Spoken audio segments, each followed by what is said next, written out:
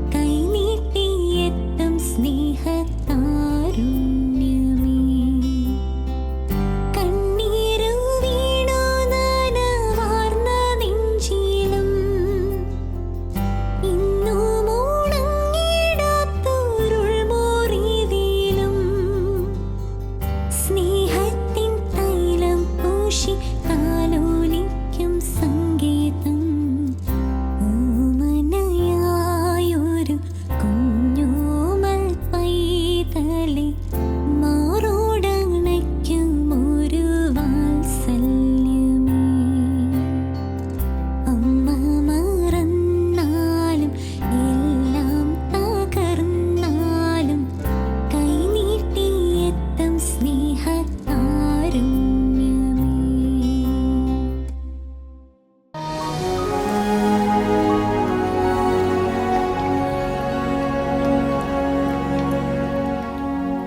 Thoughts four ലൈഫിൽ ഇന്ന് നമ്മോട് സംസാരിക്കുന്നത് മെർലിൻ ടീച്ചറാണ്.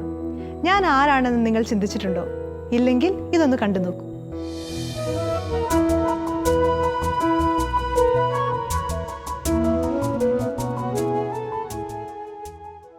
യഹോവ ശാലോം.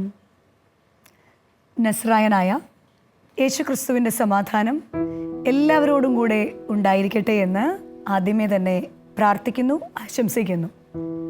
ഞാൻ ആരാണ്? അതൊരു ചോദ്യമാണല്ലേ. ഞാൻ ആരാണ്?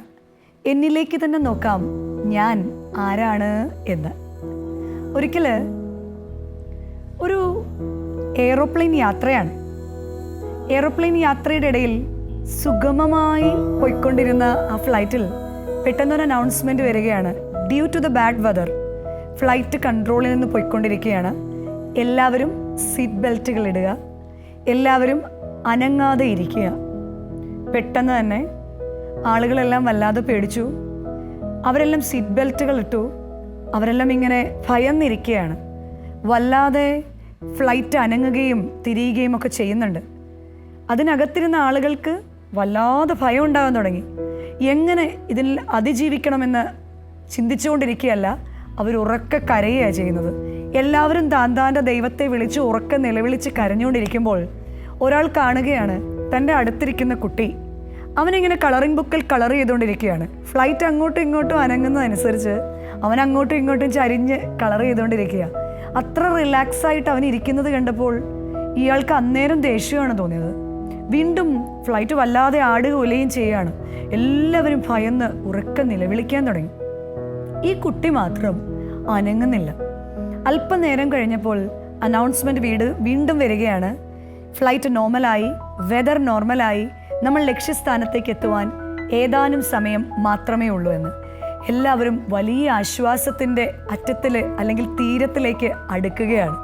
എല്ലാവരും വളരെ റിലാക്സ് ചെയ്യുന്നുണ്ട് എങ്കിലും എങ്ങനെയെങ്കിലും വീട്ടിലെത്തിയാൽ മതി എന്നൊരു ചിന്തയായി എല്ലാവരുടെയും മനസ്സിൽ. അങ്ങനെ ഫ്ലൈറ്റ് വളരെ സേഫായിട്ട് എയർപോർട്ടിൽ ലാൻഡ് ചെയ്തുകൊണ്ടിരിക്കുകയാണ്. റൺവേയിലേക്ക് ഈ ഫ്ലൈറ്റ് ശാന്തമായി ഇറങ്ങി. ഫ്ലൈറ്റിൽ നിന്ന് ഓരോരുത്തർക്കും ഇറങ്ങാം എന്നൊരു സമയം വന്നപ്പോൾ ഈ പെയിൻറ് ചെയ്തുകൊണ്ടിരിക്കുന്ന കുട്ടി അപ്പോഴും ചിരിച്ചുകൊണ്ടിരിക്കുക. ഈ അടുത്തിരിക്കുന്ന ആൾ അതിശയത്തോടെ ചോദിച്ചു, എക്സ്ക്യൂസ് മീ. അപ്പോൾ ആ കുട്ടി ചോദിച്ചു, എന്താ അങ്കിൾ, ഒരു കാര്യം ചോദിച്ചോട്ടെ, ഇവിടെ നടന്ന സംഭവങ്ങൾ വല്ലതും കുഞ്ഞറിഞ്ഞോ? അപ്പോൾ കുട്ടി മറുപടിയായി പറഞ്ഞു, ഉവ്വ് അറിഞ്ഞു. ഈ ഫ്ലൈറ്റ് അപകടത്തിൽ പെടുന്നതായിട്ട് മോന് ഫീൽ ചെയ്തോ? ഉവ്വ് എനിക്ക് മനസ്സിലായി. ഇത് ആടി ഉലയുന്നത് മോൻ അറിഞ്ഞില്ലേ? ഉവ്വ് എനിക്കത് മനസ്സിലായി. എന്നിട്ട് മോൻ എന്താ കരയാഞ്ഞേ? അവൻ ചിരിച്ചുകൊണ്ട് പറഞ്ഞു, ഞാൻ എന്തിനാ കരയുന്നേ? അല്ല നീ എന്താ പേടിച്ചില്ലേ? ഇല്ല ഞാൻ പേടിച്ചില്ല. മരിച്ചു പോയെങ്കിൽ എന്ത് ചെയ്തേനെ? അങ്ങനെ വരില്ലല്ലോ. അപ്പോൾ ഇയാൾ ചോദിക്കുകയാണ്, ഇത്രയും ഇല്ലാത്തൊരു കുട്ടിക്ക് ഇത്രയും ധൈര്യമോ? അത് പറയാൻ എങ്ങനെ ധൈര്യം ഉണ്ടായി? അങ്കിളിനറിയോ ഈ പൈലറ്റ് ആരാന്നറിയോ? ഇതിനകത്തിലെ പൈലറ്റ് എൻ്റെ അപ്പായാ. എൻ്റെ അപ്പായാണ് ഈ ഫ്ലൈറ്റിൻ്റെ പൈലറ്റ്. അന്നേരം അയാൾ ചോദിച്ചു, ഓ പൈലറ്റിൻ്റെ മോനാണോ? അതെ, ഇന്നത്തെ പൈലറ്റിൻ്റെ മോനാ ഞാൻ. ഞങ്ങൾ രണ്ടുപേരും കൂടെ ഒന്നിച്ചല്ലേ യാത്ര ചെയ്യുന്നേ, പിന്നെ എന്തിനാ ഞാൻ പേടിക്കുന്നേ? അപ്പോൾ അദ്ദേഹം മറുപടിയായി ചോദിച്ചു, നിനക്ക് പേടിയേ തോന്നിയില്ല? ഇല്ല അങ്കിൾ, എൻ്റെ അപ്പായുടെ കൂടെ യാത്ര ചെയ്യുമ്പോൾ ഞാൻ എന്തിനാ പേടിക്കുന്നത്? നമ്മൾ ഈ കുട്ടിയുടെ കഥയിൽ നിന്ന് പഠിക്കേണ്ട വലിയൊരു പാഠമുണ്ട്. നമ്മളെ ആഗ്രഹിക്കാത്തടത്ത്, നമ്മൾക്ക് അവകാശമില്ലാത്ത ഈ ലോകത്തിലേക്ക് അനുഗ്രഹപ്രദമായ ഒരു ജീവിതം നൽകിയിട്ട് നമ്മളുടെ ജീവിതത്തിൻ്റെ ഫ്ലൈറ്റ് ഓടിക്കാൻ സ്വർഗത്തിലെ നമ്മുടെ പിതാവ് നമ്മളോട് കൂടെയുള്ളപ്പോൾ നമ്മൾ എന്തിനാണ് ഭയപ്പെടുന്നത്? കർത്താവ് തമ്പുരാൻ ഈ ഭൂമിയിൽ നിന്ന് തിരികെ പിതാവിൻ്റെ സന്നിധിയിലേക്ക് സ്വർഗത്തിലേക്ക് എടുക്കപ്പെടുന്നതിന് മുൻപ് നമ്മളോട് പറഞ്ഞു, ഞാൻ പോയാലും മറ്റൊരു കാര്യസ്ഥനെ ഞാൻ നിങ്ങൾക്ക് നൽകും. അതാണ് പരിശുദ്ധാത്മാവ്. നമ്മുടെ ജീവിതത്തിൽ ഏതൊരു കാര്യം ചെയ്യുമ്പോഴും, ജീവിതവഞ്ചി ആടി ഉലയുമ്പോഴും, ജീവിതവഞ്ചി തകർന്നിരിക്കുന്നു എന്ന് നമ്മൾ കരുതുമ്പോഴും ദൈവത്തിൻ്റെ പരിശുദ്ധാത്മാവിൻ്റെ ശക്തി നമ്മളുടെ കൂടെ ഉണ്ടെങ്കിൽ ഏതൊരു കാര്യത്തെയും അതിജീവിക്കുവാൻ നമുക്ക് സാധിക്കും. വിശുദ്ധ വേദപുസ്തകത്തിലെ ന്യായാധിപന്മാരുടെ പുസ്തകത്തിൽ ഒരു പ്രധാന കഥാപാത്രമാണ് ഷിംഷോൻ, സാംസൺ എന്ന് വിളിക്കുന്ന ഷിംഷോൻ. ഷിംഷോന്റെ ജീവിതത്തിൻ്റെ പതനത്തെക്കുറിച്ചൊക്കെ നമ്മൾ ഒരുപാട് ചർച്ചകളും ഒരുപാട് കാര്യങ്ങളും കേട്ടിട്ടുണ്ട്. എന്നാൽ ഷിംഷോന്റെ ജനനത്തെക്കുറിച്ച് എന്താണ് പറയുന്നതെന്ന് അറിയാമോ? ദാൻ ഗോത്രത്തിൽ ജനിച്ചവനാണ് ഷിംഷോൻ. തൻ്റെ ജനത്തെ 40 സംവത്സരം ഫെലിസ്ത്യരുടെ കയ്യിൽ ഏൽപ്പിച്ചിരുന്ന കാലത്ത് ഫെലിസ്ത്യരുടെ കയ്യിൽ നിന്ന് തൻ്റെ ജനത്തെ വിടുവിക്കുവാൻ വേണ്ടി യഹോവയുടെ അരുളപ്പാടാൽ ഉണ്ടായ ഒരു പുത്രനാണ് സാംസൺ. ഈ സാംസന്റെ ജനനത്തിന് മുൻപ് തന്നെ സാംസന്റെ അപ്പനും അമ്മയ്ക്കും ദൈവത്തിൻ്റെ ദൂതൻ ഒരു അരുളപ്പാട് കൊടുത്തു. നിങ്ങൾക്ക് ഒരു പുത്രൻ ജനിക്കും, അവന് നാസീർ വ്രതക്കാരനായിരിക്കും. ഈ നാസീർ വ്രതമുള്ള ഇവനെ ദൈവത്തിൻ്റെ ആത്മാവാണ് അവനെ നയിക്കുന്നതെന്നും ഫെലിസ്ത്യരുടെ കയ്യിൽ നിന്നും തൻ്റെ ജനത്തെ അവൻ വിടുവിക്കുമെന്നും ഒരു അരുളപ്പാട് ഈ സാംസന്റെ ജീവിതത്തെക്കുറിച്ച് അവൻ്റെ അപ്പനും അമ്മയ്ക്കും ദൈവം കൊടുത്തു. ഈ സാംസൺ വളരെ നല്ല ബാലനായിട്ട് കുടുംബത്തിൽ വളരുകയാണ്. ഒരു യുവാവായപ്പോൾ സാംസന് ഒരു പെൺകുട്ടിയെ ഇഷ്ടപ്പെട്ടു.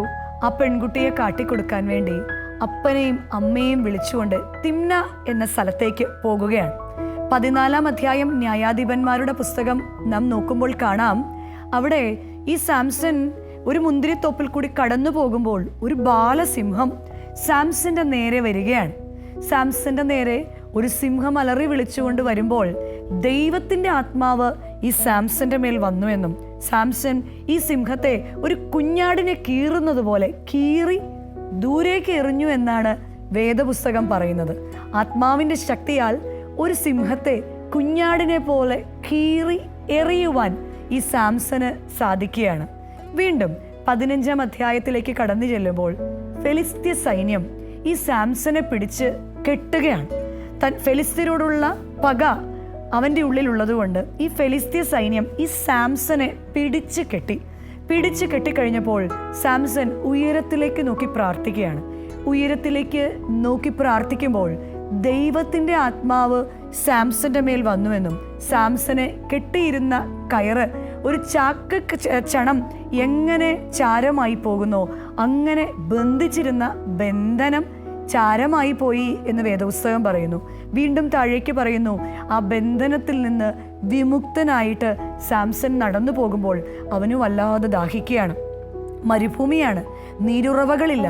എന്നാൽ ഉയരത്തിലേക്ക് നോക്കി അവൻ പ്രാർത്ഥിച്ചപ്പോൾ ഉയരത്തിൽ നിന്നുള്ള ശക്തി അവനെ സഹായിക്കുവാൻ തക്കവണ്ണം മരുഭൂമിയിൽ നീരുറവ തുറന്നു കൊടുത്തു എന്നാണ്. പ്രിയമുള്ളവരെ, ഈ സാംസന്റെ ജീവിതത്തിൽ നടപടിയായി ആത്മാവിൻ്റെ ശക്തിയിൽ സാംസൺ നിറയുന്നത് നമുക്ക് ഏവർക്കും കാണാൻ സാധിക്കും. അങ്ങനെയെങ്കിൽ നമ്മളെയും രക്ഷിക്കാൻ, നമ്മളെയും സഹായിക്കുവാൻ ജീവിതത്തിൻ്റെ ഈ വഞ്ചി ആടി ഉലയുമ്പോഴും ജീവിതമാകുന്ന ഫ്ലൈറ്റ് ഏതൊരു അപകടത്തിൽ പെടുമ്പോഴും ആത്മാവ് കൊണ്ട് നിറഞ്ഞാൽ നമുക്കായിട്ട് കർത്താവ് നൽകാമെന്ന് പറയുന്ന കാര്യസ്ഥൻ നമ്മളോട് കൂടെ ഉണ്ടെങ്കിൽ ഏതു പ്രതിബന്ധങ്ങളെയും അതിജീവിക്കാൻ നമുക്ക് സാധിക്കും. സാംസന്റെ മുൻപിൽ ആദ്യം കണ്ടത് ഒരു സിംഹമാണ്. നമ്മുടെ മുൻപിലും പത്രോസ്ലീഹ ലേഖനത്തിൽ എഴുതിയിട്ടുണ്ട്, നിങ്ങളുടെ പ്രതിയോഗിയായ സത്താൻ അലറുന്ന സിംഹത്തെ പോലെ നിങ്ങളുടെ നേരെ വരുന്നു എന്ന്. ദൈവത്തിൻ്റെ ആത്മാവിനാൽ നാം നിറയുമ്പോൾ നമ്മുടെ മുൻപിൽ അലറുന്ന സിംഹത്തെ പോലെ കടന്നു വരുന്ന സാത്താനെയും അവൻ്റെ സകല തന്ത്രത്തെയും ഒരു കുഞ്ഞാടിനെ പോലെ സാംസൺ കീറിക്കളഞ്ഞതുപോലെ നമുക്കും ശത്രുവിൻ്റെ തന്ത്രങ്ങളെ കീറിക്കളയാൻ സാധിക്കണമെങ്കിൽ ദൈവത്തിൻ്റെ ആത്മാവ് എന്ന സഹായകൻ നമ്മളോട് കൂടെ ഉണ്ടായിരിക്കണം.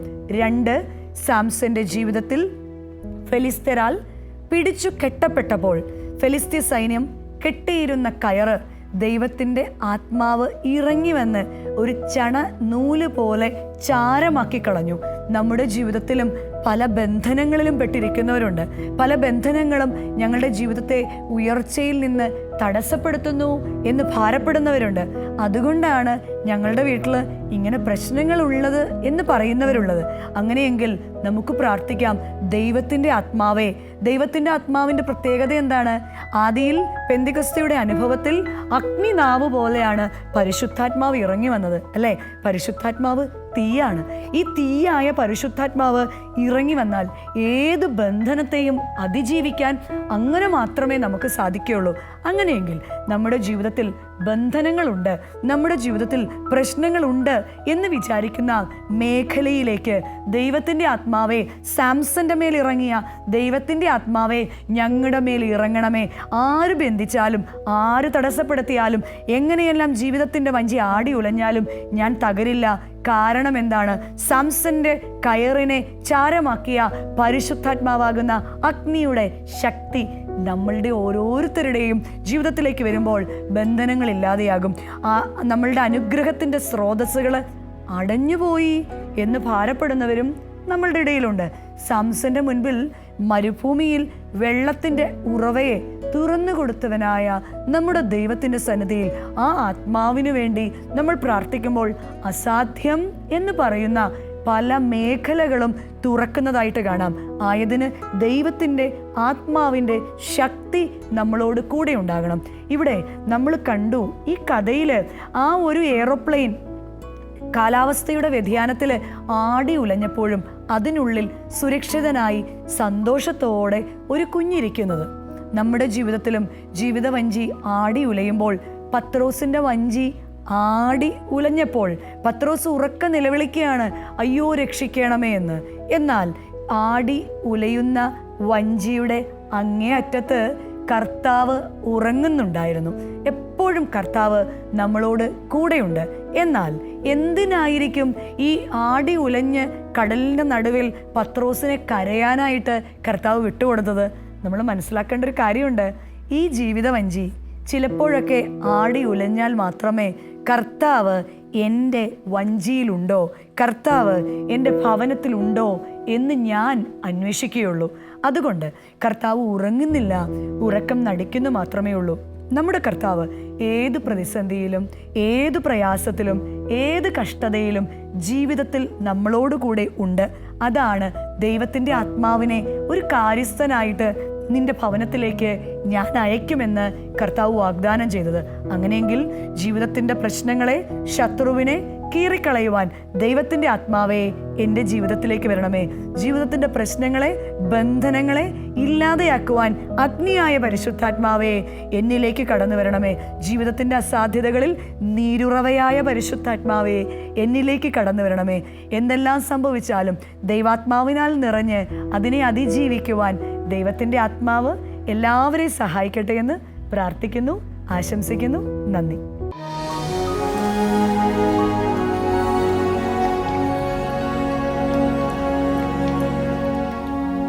പോസിറ്റീവ് വൈബ്സിൽ പതിവ് പോലെ നിശ്ചയിച്ച് റെഡിയാണ്.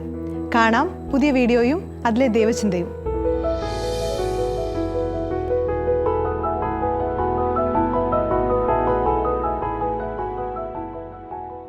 പോസിറ്റീവ് വൈബ്സിലേക്ക് സ്വാഗതം. അമ്മയോളം മനസ്സിലാക്കപ്പെടാതെ പോകുന്നതാണ് പലപ്പോഴും അച്ഛൻ്റെ സ്നേഹം. കാരണം അച്ഛൻ്റെ ഹൃദയത്തിലെ കടൽ അത് സ്നേഹത്തിൻ്റേതോ ദുഃഖത്തിൻ്റേതോ ആകട്ടെ പലപ്പോഴും ഇരമ്പാറില്ല, തിരകൾ അടിക്കാറില്ല. മനോഹരമായ ഒരു ഷോർട്ട് ഫിലിം നമുക്ക് കാണാം.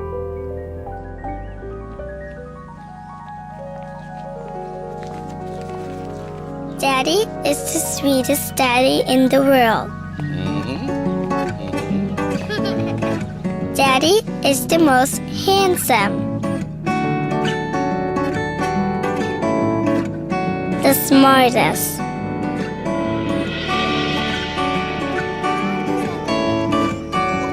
The most clever. The kindest.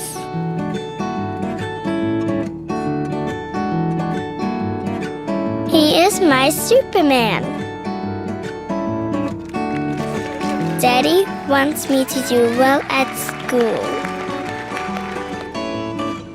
Daddy is just great, but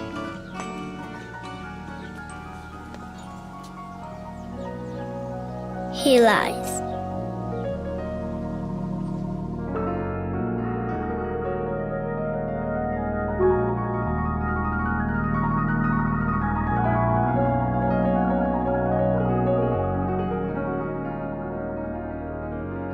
He lies about having a job.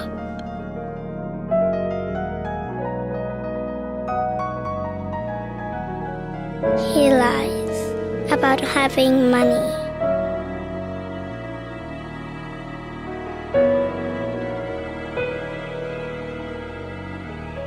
He lies that he is not tired.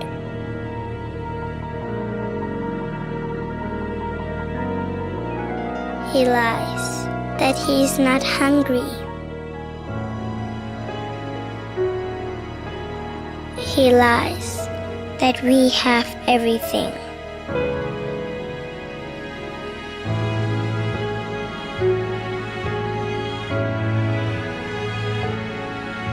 He lies about his happiness.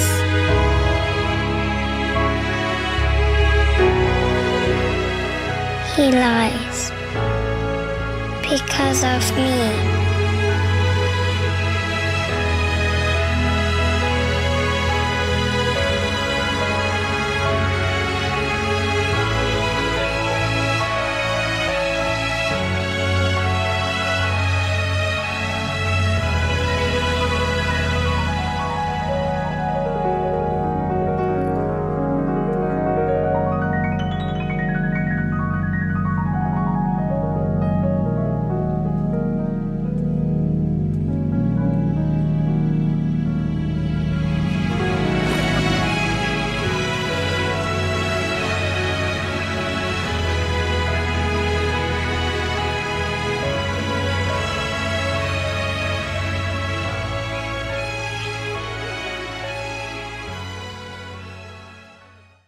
ഏതെങ്കിലും തരത്തിൽ നമുക്ക് വേണ്ടി ഉരുകുന്ന മെഴുതിരികളാണ് മാതാപിതാക്കൾ. ശരീരം കൊണ്ടല്ലെങ്കിൽ മനസ്സുകൊണ്ടെങ്കിലും. ഒരു കുഞ്ഞ് ജനിക്കുന്നതിന് മുൻപേ അതിനെക്കുറിച്ച് സ്വപ്നം കാണാനും സ്നേഹിക്കാനും കഴിയുന്നത് എല്ലാ ജീവജാലങ്ങളിലും വെച്ച് മനുഷ്യന് മാത്രമായിരിക്കും. ഒരു കുഞ്ഞിൻ്റെ ജനനം മുതൽ തൻ്റെ ജീവിതത്തിൻ്റെ സമയവും ആരോഗ്യവും സർവ സമ്പത്തും ആ കുഞ്ഞിൻ്റെ വളർച്ചയ്ക്ക് വേണ്ടി മാത്രം വ്യയം ചെയ്യുന്നത്, ത്യാഗം ചെയ്യുന്നത് മനുഷ്യൻ മാത്രമായിരിക്കും. എത്ര മുതിർന്നാലും വളർന്നാലും തൻ്റെ കുഞ്ഞിനെ പറിച്ചെറിയാൻ കഴിയാത്തത് മനുഷ്യഹൃദയത്തിന് മാത്രമായിരിക്കും. മനുഷ്യത്വത്തിൻ്റെ മാത്രം പ്രത്യേകതയായ ഈ ബന്ധങ്ങളുടെ ആഴം നഷ്ടപ്പെട്ടുകൊണ്ടിരിക്കുന്ന ഒരു കാലഘട്ടത്തിലും സമൂഹത്തിലുമാണ് നാം ഇന്ന് ജീവിക്കുന്നത്.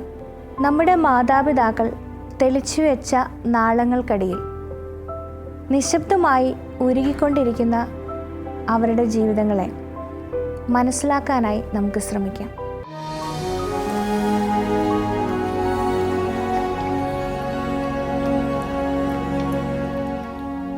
നിറവ് ഇവിടെ അവസാനിക്കുമ്പോൾ മദർ തെരേസയുടെ ആ എളിമ നമുക്കും ഹൃദയത്തിൽ സ്വീകരിക്കാം.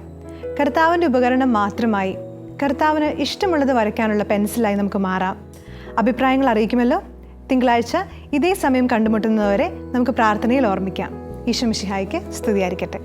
നിറവിൽ ഗാനങ്ങൾ ആലപിക്കുവാൻ ആഗ്രഹിക്കുന്നവർ ഷാലോം ടെലിവിഷന്റെ പ്രോഗ്രാം ഡിപ്പാർട്ട്മെന്റുമായി ബന്ധപ്പെടുക. ഫോൺ 9605 818881.